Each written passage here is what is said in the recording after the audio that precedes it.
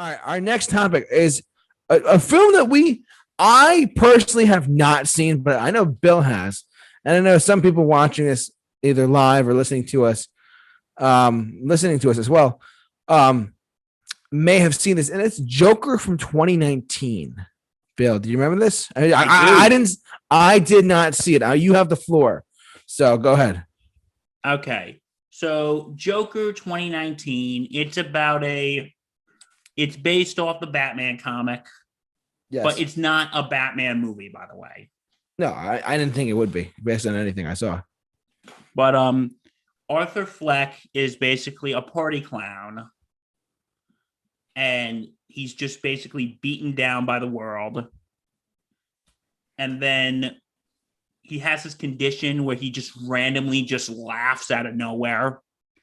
Mm-hmm. And it's not like a fun laugh. It just sounds like a forceful. It just sounds like a very forceful, painful laugh. Like it hurts. And when people look at him, he gives them this card saying, I have a condition. Please return this card. Yeah. And the film, you know what? I'm just going to be straight up honest. This is a very, very depressing film. In what way? Because I haven't seen it yet. So in what way are you talking about? I may be giving away some spoilers, but go ahead. I mean, it's fine with me, but I mean, you're good. So, but just like the tone is very dark. The tone is it's just how one man just goes absolutely insane. Quoting The Killing Joke. Mm-hmm. It just takes one bad day for the sanest man to go crazy. Just one bad day. And might add, Joaquin Phoenix starred as it. I mean, he's a dynamite actor too. Oh, he did fantastic. But I think, like, you know, even though this film is set in like the 70s or 80s, it does take like a lot of modern things. Like, for instance, there's and this what it deals with mental health. And this is the thing. He's in the office with his therapist, and he goes,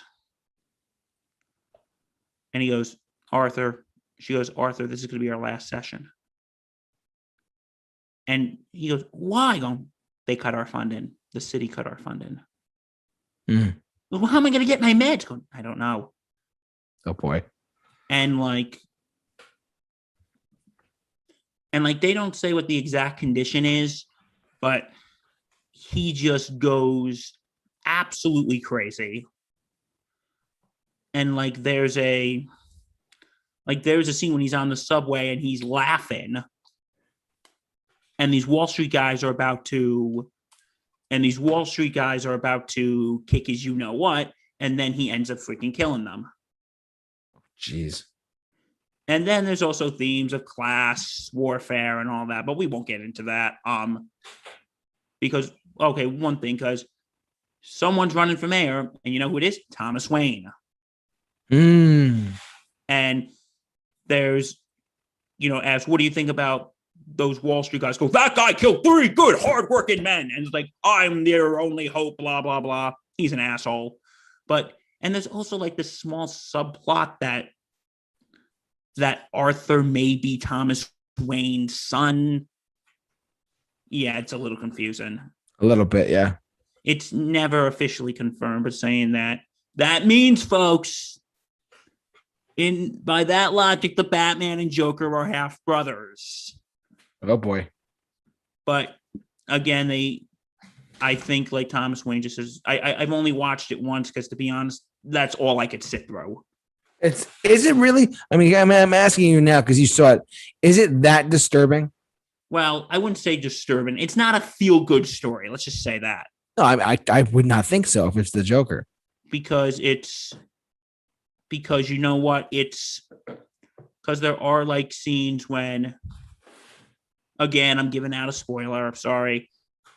When he goes to they find out his origins, and I'm guessing the mother adopted him and found him handcuffed to a radiator, found him chained to a radiator. That's how she found him as a kid. Oh my God. and like that really screws it up. And there is a scene when his mother's in the hospital and he suffocates her. Jesus Christ. Like he goes, I thought my life was a tragedy, but you know what? It's a comedy. And he just kills her. And this guy is just very... Do you mind if I say the ending, or would you rather watch for yourself? You're fine. It's fine. I'll watch it eventually, so you're fine. So, okay, like, and throughout all this, he's a stand-up comedian. And Okay. and then he's on he gets invited to be on this late night show after a video of him bombing at stand-up goes viral. Well, not viral, 70s, 80s viral as it's shown on. And then they invited him, the host, who was played by Robert De Niro. Yep, another Robert De Niro reference today, folks. There we go. And he goes, and that's the trademark. Can you introduce me as Joker? And, and he's on the show. And, that whole thing when he killed the Wall Street guys. And he's like, and, there's like people rising up in like his mask to defend him. And he's on the show and he goes, and like, I know this is not like exactly what we're talking about, but this does show like a perfect like Joker when he goes, "You're not political, right?" Because I don't believe in anything, which is just basically like that quote in The Dark Knight. Some people just want to watch the world burn. Yep. And he goes, "You know what? So, but what do you think about those two guys who killed? You know what? I'll be honest with you. I killed them." And he just says it so nonchalantly. Wow. But yeah, before that, he tells some very deep, disturbing joke. And I remember watching this in the theaters. I'm like, oh boy. And then you saw it in theaters? I saw it in theaters. Oh God. Why do you say, oh God? No, because I mean, I knew it was like one of the best movies of that year, but like, God, that takes guts, man. I don't know if I could sit there. I could watch it at home, but watching this movie in a theater. Like I remember, and then like Murray Franklin goes, "You're kidding?" I go, "No, I killed them." And then they're talking, "You know what? You deserve to be locked up somewhere. Call the police." He goes, "Hey Murray, how about another joke?" And he goes, No, I've had enough of you. Go and get this guy off the stage. He goes, "What do you get? A guy who is kicked down by society and tossed around like nothing. You get what you deserve," and shoots him. And then like I remember when that scene happened, all of us were just like, I was like literally thinking, like, listen, this wasn't a bad movie. This was not a bad movie. I don't think it was. Thinking, oh my God, get me out of here. Wow. And I'm like, and then he gets arrested and they do show him just laughing in a mental hospital.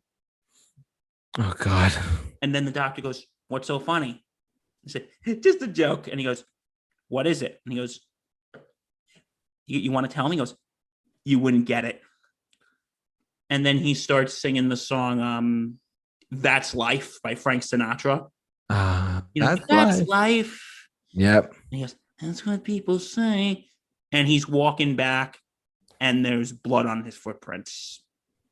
Hinted that he killed him. Wow. Crazy. And I remember just walking out of there. I felt very empty walking out.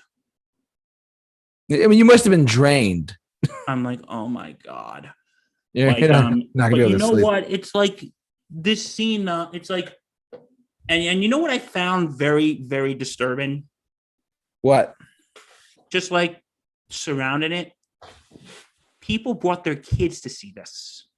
Thinking that it'd be all like Heath Ledger. Because they thought, oh, it's a Batman. It's a comic book movie. How bad could it be?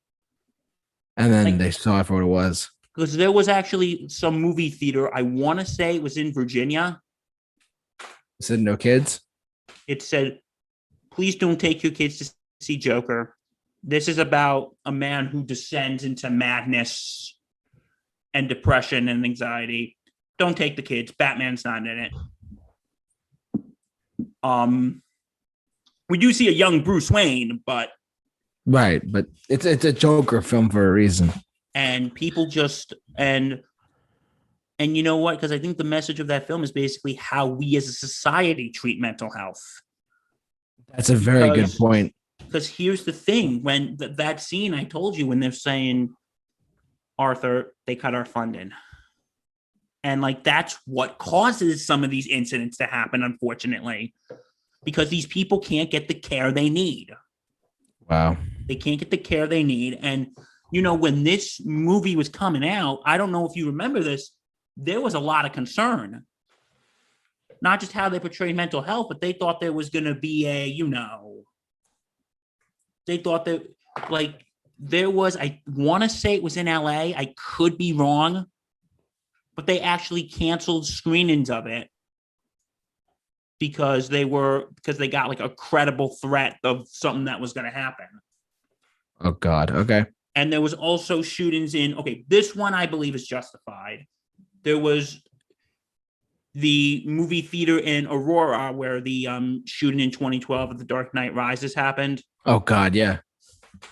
They actually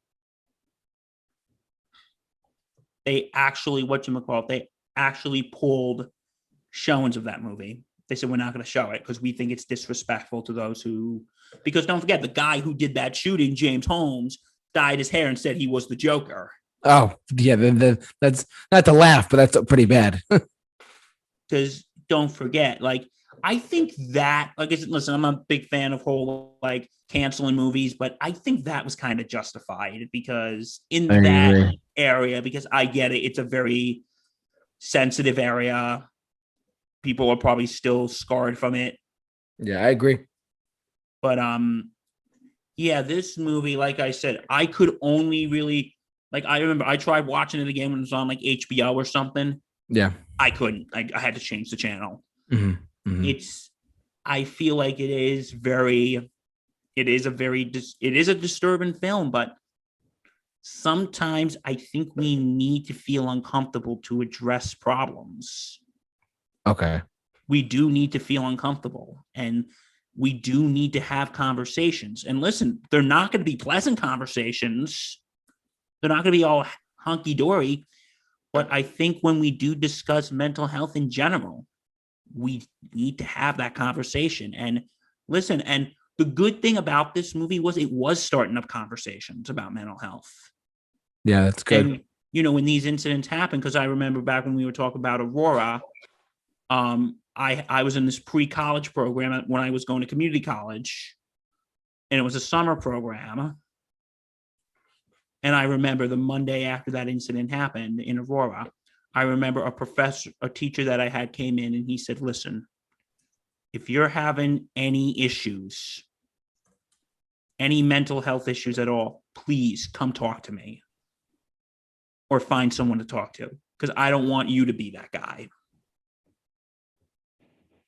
Which, yeah, so I know you haven't seen it and you had to sit here and listen to me drone on and on and on and on. No, I really don't mind. If you want to check the chat board for a second, too, that'd be good.